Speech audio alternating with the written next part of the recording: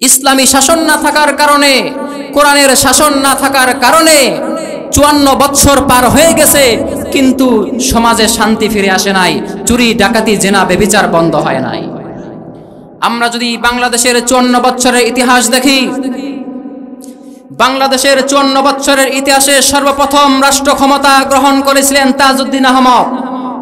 তিনি রাষ্ট্র পরিচালনা করেছিলেন 1 বছর, চুরি ডাকাতি ছিনতাই রাহাজানি বন্ধ করতে পারে নাই। রাষ্ট্র পরিচালনা করেছিলেন শেখ মুজিবুর রহমান 3 বছর, চুরি ডাকাতি ছিনতাই রাহাজানি বন্ধ করতে পারে নাই।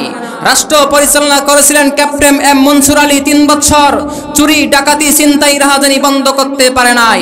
রাষ্ট্র পরিচালনা করেছিলেন মশিউর রহমান 1 বছর, চুরি ডাকাতি ছিনতাই রাহাজানি বন্ধ করতে পারে নাই। রাষ্ট্র পরিচালনা করেছিলেন শাহ আজিজুর রহমান 5 বছর, চুরি ডাকাতি ছিনতাই রাহাজানি বন্ধ করতে পারে নাই। রাষ্ট্র পরিচালনা করেছিলেন আতাউর রহমান 1 বছর, চুরি ডাকাতি ছিনতাই রাহাজানি বন্ধ করতে পারে নাই। রাষ্ট্র পরিচালনা করেছিলেন মিজানুর রহমান 2 বছর, চুরি ডাকাতি ছিনতাই রাহাজানি বন্ধ করতে পারে নাই। রাষ্ট্র পরিচালনা করেছিলেন ব্যারিস্টার মওদুদ আহমদ 1 বছর, চুরি ডাকাতি ছিনতাই রাহাজানি বন্ধ করতে পারে নাই। রাষ্ট্র পরিচালনা করেছিলেন কাজী জাফর আহমদ 1 বছর, চুরি ডাকাতি ছিনতাই রাহাজানি বন্ধ করতে পারে নাই। রাষ্ট্র পরিচালনা করেছিলেন বেগম খালেদা জিয়া 5 বছর, চুরি ডাকাতি ছিনতাই রাহাজানি বন্ধ করতে পারে নাই। রাষ্ট্র পরিচালনা করেছিলেন শেখ হাসিনা 5 বছর, চুরি ডাকাতি ছিনতাই রাহাজানি বন্ধ করতে পারে নাই। রাষ্ট্র পরিচালনা করেছিলেন শেখ হাসিনা 5 বছর, চুরি ডাকাতি ছিনতাই রাহাজানি বন্ধ করতে পারে নাই। রাষ্ট্র পরিচালনা করেছেন আবারও বেগম খালেদা জিয়া 5 বছর, চুরি ডাকাতি বন্ধ করতে পারে নাই। রাষ্ট্র পরিচালনা করেছিলেন ফখরুদ্দিন আহমদ 2 বছর, চুরি ডাকাতি বন্ধ করতে পারে নাই। রাষ্ট্র পরিচালনা করেছিলেন শেখ হাসিনা দীর্ঘ 16 বছর, চুরি বন্ধ করতে পারে নাই, ডাকাতি বন্ধ করতে পারে নাই, সন্ত্রাসী বন্ধ করতে পারে নাই, ধর্ষণ বন্ধ করতে পারে নাই, মানুষের অধিকার নিশ্চিত করতে পারে নাই। কাজেই যেই শাসন ব্যবস্থা 54 বছরের মতো দীর্ঘ সময় পাওয়ার পরেও চুরি বন্ধ করতে পারে না, ডাকাতি বন্ধ করতে পারে না, ছিনতাই বন্ধ করতে পারে না, ধর্ষণ বন্ধ করতে পারে না, এমন অযোগ্য শাসন ব্যবস্থা দেশের 16 কোটি জনতা আর দেখতে চায় না। লাহু বিল হুদা ওয়া দীনিল হক লিইয়ুযহিরাহু আলাদ দীনি কুল্লি লিইয়ুযহিরাহু আলাদ দীনি কুল্লিহি ওয়ালাউ কারিহাল মুশরিকুন। وقال النبي صلى الله عليه وسلم من كذب علي متعمدا فليتبوأ مقعده من النار أو كما قال النبي عليه الصلاة والسلام صدق الله مولانا العظيم وصدق رسوله النبي الكريم ونحن على ذلك من الشاهدين والشاكرين والحمد لله رب العالمين. الحمد لمن قدر خيرا وخبالا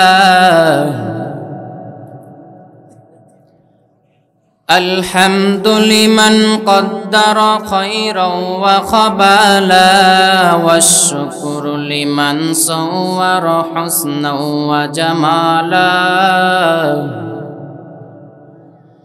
والشكر لمن صور حسنا وجمالا सूरज ने दिया अपनी शुआ उनको ये पैगाम सूरज ने दिया अपनी शुआ उनको ये पैगाम दुनिया है अजीब चीज़ कभी सुबह कभी शाम दुनिया है अजीब चीज कभी सुबह कभी शाम बलगल उला बिकमालिही कशफत दुजा बिजमालिही हसनत जमीउ खिसालिही सल्लु अलैहि व आलिहि।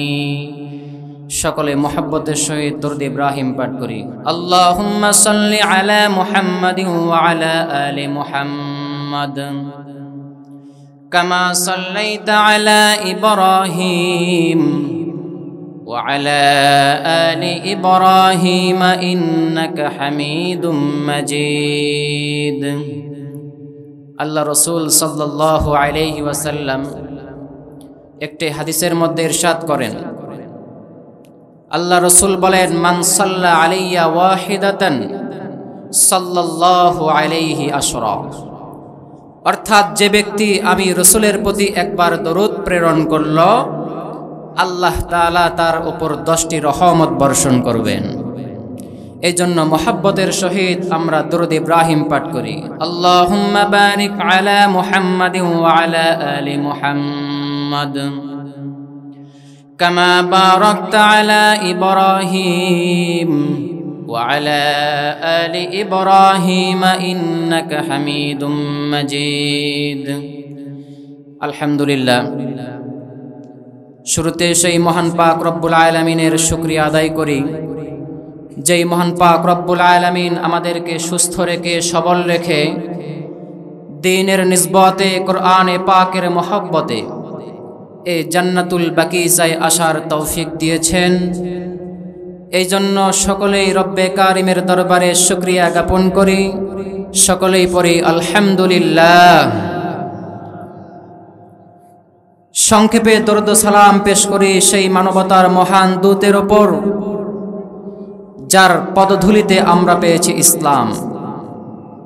আল্লাহ রসুল বলেন, যদি কোনো ব্যক্তি তার সম্পূর্ণ জীবনটাকে ইসলামের ওপর, ইসলামের বিধান অনুযায়ী পরিচালনা করতে পারল, আল্লাহ তাআলা তার জন্য জান্নাতের ওয়াদা করেছেন। এজন্য সেই রসুলের প্রতি আমরা সংক্ষেপে দরুদ সালাম পেশ করি, সকলেই পড়ি সাল্লাল্লাহু আলাইহি ওয়াসাল্লাম।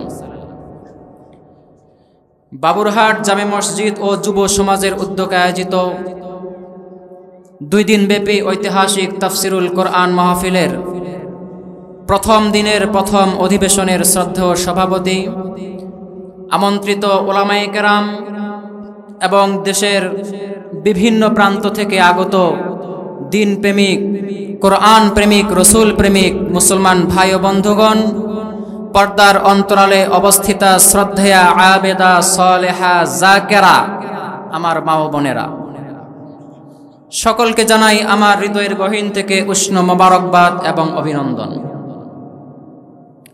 প্রিয় উপস্থিতি, বর্তমান পৃথিবীর জনসংখ্যার পরিমাণ হল 820 কোটি থেকে 840 কোটি। এই 820 কোটি মানুষের মধ্য থেকে প্রায় 220 কোটি মানুষ হল মুসলমান। খ্রিস্টানদের সংখ্যা প্রায় 250 কোটি, হিন্দুদের সংখ্যা 120 কোটি এবং বাকি 250 কোটি ভিন্ন ধর্ম অবলম্বনকারী।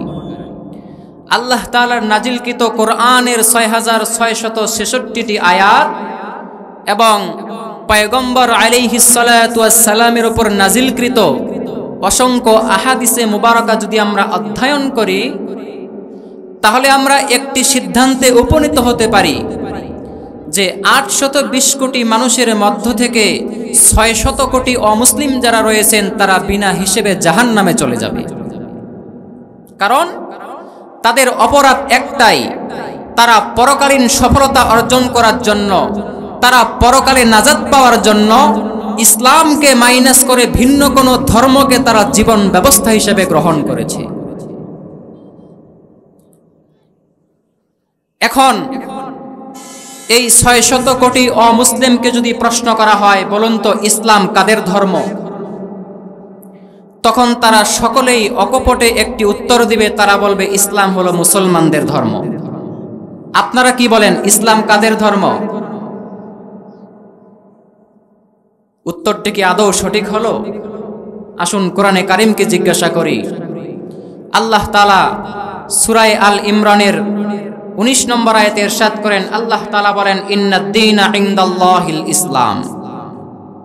অর্থাৎ পৃথিবীর পূর্ব থেকে পশ্চিম প্রান্ত, উত্তর থেকে দক্ষিণ প্রান্ত গোটা ভূপৃষ্ঠের মধ্যে যতগুলি ধর্ম রয়েছে, যতগুলি তন্ত্র রয়েছে, যতগুলি জীবন ব্যবস্থা রয়েছে, সমগ্র জীবন ব্যবস্থার উপর একটি মাত্র জীবন ব্যবস্থাই আল্লাহ তাআলার নিকট গ্রহণযোগ্য। চিৎকার করে বলেন, সেই জীবন ব্যবস্থার নাম ইসলাম। এখন যদি কোনো অমুসলিম পরকালীন সফলতা অর্জন করার জন্য ইসলামকে মাইনাস করে ভিন্ন কোনো জীবন ব্যবস্থা মেনে নেয়, আল্লাহ তাআলা তা কোনোদিনও গ্রহণযোগ্য করবেন না। আল্লাহ তাআলা একই সূরার 85 নম্বর আয়াতে ইরশাদ করেন, আল্লাহ তাআলা বলেন, وَمَن يَبْتَغِي غَيْرَ الْإِسْلَامِ دِينًا فَلَن يُقْبَلَ مِنْهُ وَهُوَ فِي الْآخِرَةِ مِنَ الْخَاسِرِينَ। আল্লাহ তাআলা বলেন, وَمَن يَبْتَغِي غَيْرَ الْإِسْلَامِ دِينًا, যদি কোনো ব্যক্তি বা যদি কোনো জাতি বা যদি কোনো গোষ্ঠী পরকালীন সফলতা অর্জন করার জন্য ইসলামকে মাইনাস করে ভিন্ন কোনো জীবন ব্যবস্থাকে নিজের ধর্ম হিসেবে গ্রহণ করে নেয়, আল্লাহ তাআলা বলেন, ফালাই ইউকবালা মিন, আল্লাহ তাআলা ওই ধর্ম ব্যবস্থাকে কোনোদিনও গ্রহণ করবেন না। ওয়া হুয়া ফিল আখিরাতি মিনাল খাসিরিন, এবং পরকালীন জীবনে সে ক্ষতিগ্রস্তদের অন্তর্ভুক্ত হবে। সুতরাং বোঝা গেল, পরকালীন জীবনে সফলতা অর্জন করতে চাইলে, পরকালীন জীবনে নাজাত প্রাপ্ত হতে চাইলে একটি মাত্র ধর্মকেই নিজের জীবন ব্যবস্থা হিসেবে গ্রহণ করতে হবে। সেই ধর্মের নাম হলো ইসলাম।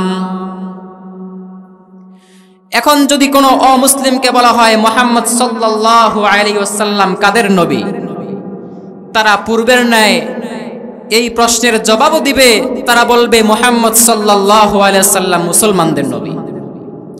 অথচ কোরআন বলছে ভিন্ন কথা। আল্লাহ তাআলা সূরাতুল আরাফের 158 নম্বর আয়াতে ইরশাদ করেন, আল্লাহ তাআলা বলেন, ইয়া আইয়ুহান নাস ইন্নী রাসূলুল্লাহি ইলাইকুম জামিআ। আল্লাহ তাআলা বলেন, হে পৃথিবীর মানব সকল, আল্লাহ তাআলা আমি পয়গম্বর মুহাম্মদ সাল্লাল্লাহু আলাইহি ওয়াসাল্লামকে তোমাদের সমগ্র মানব জাতির জন্য রাসূল হিসেবে পাঠিয়েছি। আপনি হিন্দু হতে পারেন, আপনার রাসূল মুহাম্মদ সাল্লাল্লাহু আলাইহি ওয়াসাল্লাম। আপনি খ্রিস্টান হতে পারেন, আপনার রাসূল মুহাম্মদ সাল্লাল্লাহু আলাইহি ওয়াসাল্লাম। আপনি ইহুদি হতে পারেন, আপনার রাসূল মুহাম্মদ সাল্লাল্লাহু আলাইহি ওয়াসাল্লাম। আপনি মুসলমান হতে পারেন, আপনার রাসূল হলো মুহাম্মদ সাল্লাল্লাহু আলাইহি ওয়াসাল্লাম। কারণ এই আল্লাহ তাআলার পয়গম্বর, তিনি উভয় জগতের জন্য রহমত স্বরূপ প্রেরিত হয়েছেন। উভয়ের নাজাতের মাধ্যম একমাত্র আমাদের পয়গম্বর রাসূলুল্লাহ সাল্লাল্লাহু আলাইহি সাল্লাম। প্রিয় উপস্থিতি, এখন প্রশ্ন হলো, ইসলাম যদি সমগ্র মানব জাতির ধর্ম হয়, মুহাম্মদ সাল্লাল্লাহু আলাইহি সাল্লাম যদি সমগ্র মানব জাতির রাসূল হয়, তাহলে আমরা সকলেই তো মুসলিম। আমাদের মাঝে ধর্মের মাঝে এত ভেদাভেদ কেন? এর একমাত্র সহজ জবাব হলো যে ভিন্ন ধর্ম অবলম্বনকারী মানুষ যারা রয়েছেন, তারা নিজেদেরকে ধর্মের দোহাই দিয়ে, তাদের ধর্মীয় গ্রন্থের দোহাই দিয়ে তারা ভিন্ন ধর্ম মেনে থাকেন। এই কথাটি যে তারা বলে থাকেন, এই কথাটি সম্পূর্ণ ভুল। কারণ তারা বলে আমরা ধর্ম মেনে থাকি, কিন্তু বাস্তবে তারা ধর্মের অনুসরণ করে না। কারণ তাদের ধর্মীয় গ্রন্থের মধ্যেও এক কালিমার শিক্ষা রয়েছে। যেমন হিন্দু ধর্মের পবিত্র গ্রন্থ তারা বলে থাকেন বেদ, অথবা রাম, অথবা মহাভারত, এই তিনটিকে তারা সর্বশ্রেষ্ঠ ধর্ম হিসেবে মেনে থাকেন। তাদের এই ধর্মীয় গ্রন্থের মধ্যেও আমাদের কালেমায়ে তৈয়্যিবা, অর্থাৎ ইসলামের মূল যে বিশ্বাস কালেমা, এই কালেমার শিক্ষা তাদের ধর্মীয় গ্রন্থের মধ্যেও রয়েছে। যেমন আমি আপনাদের সামনে দুইটি দৃষ্টান্ত দিব। তাদের ধর্মীয় গ্রন্থের মধ্যে রয়েছে আল্লাহ তাআলা এক, তিনি ছাড়া আর কেউ নেই। তাদের পবিত্র ধর্মীয় গ্রন্থ ঋগ্বেদের 1 নম্বর মণ্ডল 2 নম্বর শ্লোক 11 নম্বর মন্ত্রে বলা হয়েছে, একং ব্রহ্ম দ্বিতীয়ং নাস্তি নেহনা নাস্তি কিঞ্চন। তাদের ধর্মীয় গ্রন্থের মধ্যে বলা হয়েছে যে পরমেশ্বর তথা স্রষ্টা এক, তিনি ব্যতীত আর কেউ নেই।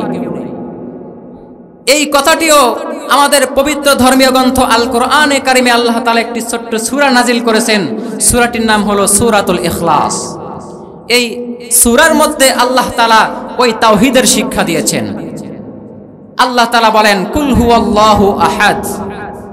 হে নবী, আপনি সমগ্র মানব জাতিকে জানিয়ে দেন আল্লাহ তাআলা এক, তিনি ব্যতীত আর কেউ নেই। তাহলে তাদের ধর্মীয় গ্রন্থের মধ্যে আল্লাহ তাআলা তাওহীদের শিক্ষা আছে কিনা?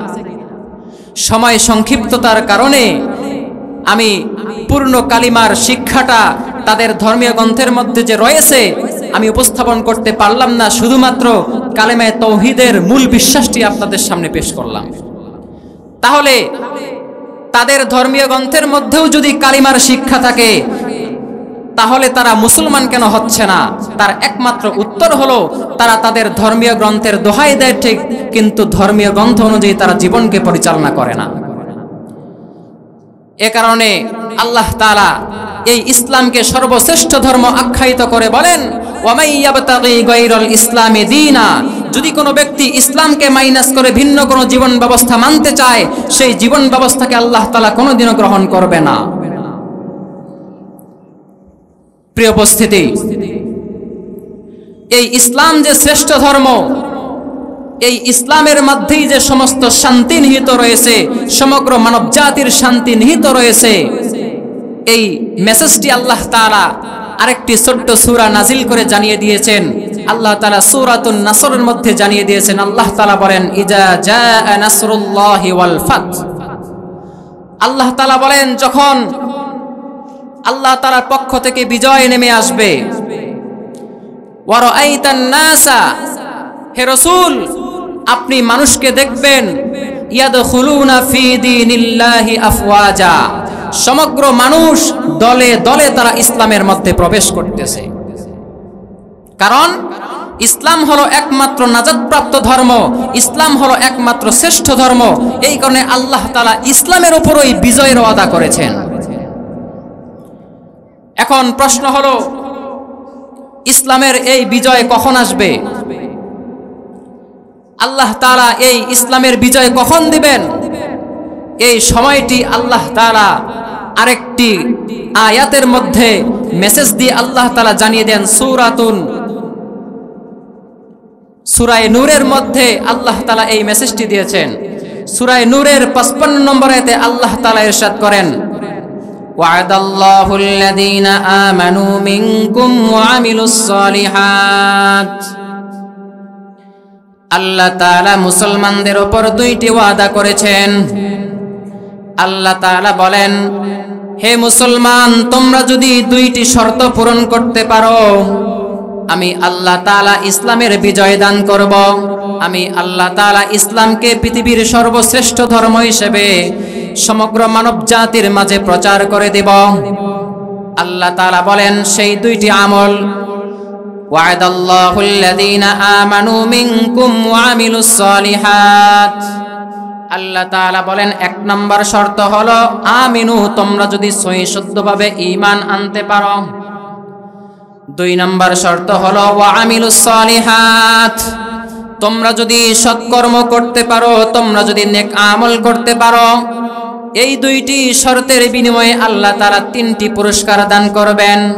1 নম্বর পুরস্কার আল্লাহ তাআলা বলেন, লা ইয়াস্তাখলিফান্নাহুম ফিল আরদি কামাস্তাখলাফাল্লাযীনা মিন ক্বাবলিহিম। আল্লাহ তাআলা বলেন, 1 নম্বর পুরস্কার হলো আমি পৃথিবীর জমিনে ইসলামকে প্রতিষ্ঠিত করে দিব। আমি পৃথিবীর জমিনে ইসলামকে বিজয়ী ধর্ম হিসেবে গ্রহণ করে দিব মানুষের সামনে। 2 নম্বর পুরস্কার হলো আল্লাহ তাআলা বলেন, ওয়ালাইউমাক্কিনান্না লাহুম দীনাহুম আল্লাযী ইরতাদা লাহুম। অর্থাৎ যে দিনের উপর আল্লাহ তাআলা সন্তুষ্টি পোষণ করেছেন ওই দিনকে আল্লাহ তাআলা প্রতিষ্ঠিত করে দেবেন। 3 নাম্বার পুরস্কার হলো ওয়ালিউবাদদিলান্নাহুম মিন বাদি খাউফিহিম আমনা, আল্লাহ তাআলা কাফেরদের উপর মুসলমানদেরকে বিজয় দান করবেন। অর্থাৎ আল্লাহ তাআলা ওয়াদা করেছেন এই দুইটি শর্ত যদি তোমার মাঝে পাওয়া যায় তাহলে আমি আল্লাহ তাআলা তোমাদেরকে রাষ্ট্র ক্ষমতা দান করব। এখন আমাদের ঈমানকে মজবুত করতে হবে, আমাদের আমলকে সালেহ সংশোধন করতে হবে। যদি এই আমল দুটি আমরা করতে পারি তাহলে আল্লাহ তাআলা আমাদের যে ওয়াদা করেছেন রাষ্ট্র ক্ষমতা দান করবেন, এই ওয়াদা আল্লাহ তাআলা অবশ্যই পূরণ করবেন। এখন আমাদের ঈমানকে মজবুত করতে হবে, আমাদের আমলকে সংশোধন করতে হবে। কারণ আমরা বাংলাদেশের 54 বছরের ইতিহাস দেখেছি। ইসলামী শাসন না থাকার কারণে, কোরআনের শাসন না থাকার কারণে 54 বছর পার হয়ে গেছে, কিন্তু সমাজে শান্তি ফিরে আসে নাই, চুরি ডাকাতি জেনা ব্যভিচার বন্ধ হয় নাই। আমরা যদি বাংলাদেশের 54 বছরের ইতিহাস দেখি, বাংলাদেশের 54 বছরের ইতিহাসে সর্বপ্রথম রাষ্ট্র ক্ষমতা গ্রহণ করেছিলেন তাজউদ্দিন আহমদ। তিনি রাষ্ট্র পরিচালনা করেছিলেন 1 বছর, চুরি ডাকাতি ছিনতাই রাহাজানি বন্ধ করতে পারে নাই। রাষ্ট্র পরিচালনা করেছিলেন শেখ মুজিবুর রহমান 3 বছর, চুরি ডাকাতি ছিনতাই রাহাজানি বন্ধ করতে পারে নাই। রাষ্ট্র পরিচালনা করেছিলেন ক্যাপ্টেন এম মনসুর আলী 3 বছর, চুরি ডাকাতি ছিনতাই রাহাজানি বন্ধ করতে পারে নাই। রাষ্ট্র পরিচালনা করেছিলেন মশিউর রহমান 1 বছর, চুরি ডাকাতি ছিনতাই রাহাজানি বন্ধ করতে পারে নাই। রাষ্ট্র পরিচালনা করেছিলেন শাহ আজিজুর রহমান 5 বছর, চুরি ডাকাতি ছিনতাই রাহাজানি বন্ধ করতে পারে নাই। রাষ্ট্র পরিচালনা করেছিলেন আতাউর রহমান 1 বছর, চুরি ডাকাতি ছিনতাই রাহাজানি বন্ধ করতে পারে নাই। রাষ্ট্র পরিচালনা করেছিলেন মিজানুর রহমান 2 বছর, চুরি ডাকাতি ছিনতাই রাহাজানি বন্ধ করতে পারে নাই। রাষ্ট্র পরিচালনা করেছিলেন ব্যারিস্টার মওদুদ আহমদ 1 বছর, চুরি ডাকাতি ছিনতাই রাহাজানি বন্ধ করতে পারে নাই। রাষ্ট্র পরিচালনা করেছিলেন কাজী জাফর আহমদ 1 বছর, চুরি ডাকাতি ছিনতাই রাহাজানি বন্ধ করতে পারে নাই। রাষ্ট্র পরিচালনা করেছিলেন বেগম খালেদা জিয়া 5 বছর, চুরি ডাকাতি ছিনতাই রাহাজানি বন্ধ করতে পারে নাই। রাষ্ট্র পরিচালনা করেছিলেন শেখ হাসিনা 5 বছর, চুরি ডাকাতি ছিনতাই রাহাজানি বন্ধ করতে পারে নাই। রাষ্ট্র পরিচালনা করেছিলেন শেখ হাসিনা 5 বছর, চুরি ডাকাতি ছিনতাই রাহাজানি বন্ধ করতে পারে নাই। রাষ্ট্র পরিচালনা করেছেন আবারও বেগম খালেদা জিয়া 5 বছর, চুরি ডাকাতি বন্ধ করতে পারে নাই। রাষ্ট্র পরিচালনা করেছিলেন ফখরুদ্দিন আহমদ 2 বছর, চুরি ডাকাতি বন্ধ করতে পারে নাই। রাষ্ট্র পরিচালনা করেছিলেন শেখ হাসিনা দীর্ঘ 16 বছর, চুরি বন্ধ করতে পারে নাই, ডাকাতি বন্ধ করতে পারে নাই, সন্ত্রাসী বন্ধ করতে পারে নাই, ধর্ষণ বন্ধ করতে পারে নাই, মানুষের অধিকার নিশ্চিত করতে পারে নাই। কাজেই যেই শাসন ব্যবস্থা 54 বছরের মতো দীর্ঘ সময় পাওয়ার পরেও চুরি বন্ধ করতে পারে না, ডাকাতি বন্ধ করতে পারে না, ছিনতাই বন্ধ করতে পারে না, ধর্ষণ বন্ধ করতে পারে না, এমন অযোগ্য শাসন ব্যবস্থা দেশের 16 কোটি জনতা আর দেখতে চায় না। কাজেই বিদায় নেওয়ার পূর্বে আল্লামা সাইদি রহমাতুল্লাহি আলাইহি এর একটি বিপ্লবী বাণী স্মরণ করিয়ে দিতে চাই। আল্লামা সাইদি রহমাতুল্লাহি আলাইহি দেশের সার্বিক পরিস্থিতি বিবেচনা করে বলেছিলেন, ও মুসলমান, আমি দেখতে পাচ্ছি বাংলাদেশের ভাগ্যাকাশে ঊর্ধ্ব গগনে কালো মেঘ জমা হয়েছে, ঝড়ের পূর্বাভাস লক্ষ্য করছি। যদি মোকাবেলা করতে না পারেন সক্ষমভাবে, এমন অন্ধকার গাঢ় কালো অমাবস্যার রাত আসতে পারে যার সুবেহ সাদেক হওয়া অসম্ভব। সুতরাং আপনারা কি কাপুরুষের মতো বাঁচতে চান? বিড়ালের মতো 500 বছর বেঁচে থাকার কোনো লাভ নাই, সিংহের মতো 1 ঘন্টা বাঁচতে চাই। ও মুসলমান, আখিরি পয়গাম দিয়ে যাই, যদি আপনারা আপনাদের ঈমানকে সংশোধন করতে পারেন, শিরিক মুক্ত ঈমান গড়তে পারেন, আপনাদের আমলকে সংশোধন করতে পারেন, তাহলে আল্লাহ তাআলা ওয়াদা করেছেন আপনাদেরকে রাষ্ট্র ক্ষমতা দান করবেন। আখিরি পয়গাম দিয়ে যাই, প্রতিটা গ্রামে গঞ্জে নারায়ে তাকবীরের ধ্বনি তুলুন, ঈমানকে সংশোধন করুন, আমলকে সংশোধন করুন। যদি ঈমানকে সংশোধন করতে পারেন, আমলকে সংশোধন করতে পারেন, তাহলে সেদিন আর বেশি দূরে নয়, যেদিন গোটা বিশ্বের কোনায় কোনায় নারায়ে তাকবীরের ধ্বনিতে প্রকম্পিত হবে, আমেরিকার ওয়াশিংটনের হোয়াইট হাউসে কালেমার পতাকা উড়বে, মস্কের রাজপথে পথে আল্লাহু আকবারের ধ্বনি উঠবে, দিল্লির লাল কেল্লা আবারও মুসলমানরা শাসন করবে, বাংলাদেশের জাতীয় সংসদে কোরআনের বাণী উচ্চারিত হবে, আগামীর সংসদ হবে ইসলামের সংসদ, কোরআনের সংসদ, কোরআনের সংসদ।